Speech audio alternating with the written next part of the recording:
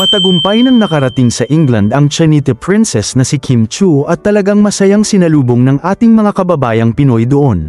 Hi, Kim! Flowers for you, Kim!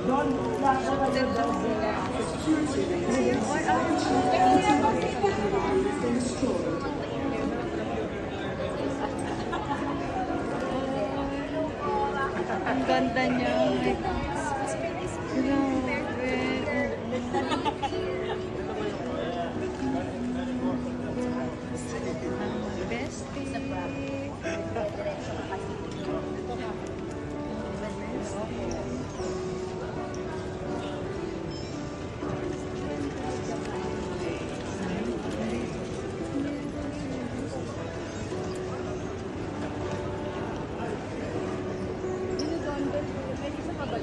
Pagbaba pa lang niya ng eroplano ay ramdam na ang init ng pagtanggap, dahil marami ang nag-abang at nagdala pa ng banners at flowers para ipakita ang kanilang pagmamahal at suporta.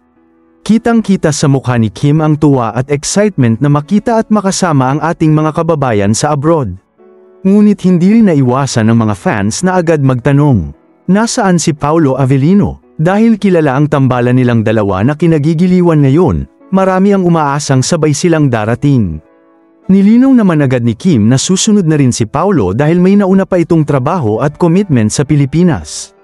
Hindi rin maiwasan ng kanyang mga fellow kapamilya stars na asarin si Kim tungkol dito, lalo na't kitang-kita ang closeness at chemistry nila ni Paolo on cam at off cam. Naging biro pa nga ng ilan, Kim, hindi ka ba malungkot na wala si Paolo sa tabi mo? Na sinagot naman ni Kim ng masayang tawa at ngiti.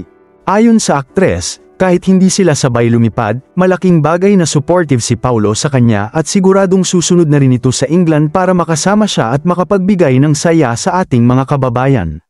Samantala, trending agad sa social media ang pagdating ni Kim sa England. Maraming videos at pictures ang kumalat kung saan makikita ang sobrang saya ng mga fans habang binabati at kinukuhanan siya ng litrato. Ang ilan pa ay nagsabing, iba talaga ang charisma ni Kim Chiu, kahit saan magpunta. Mahal na mahal siya ng tao. Excited na rin ang mga kapamilya fans sa UK dahil malapit nang maganap ang kanilang shows kung saan tampok sina Kim at Paolo kasama ang iba pang kapamilya artists.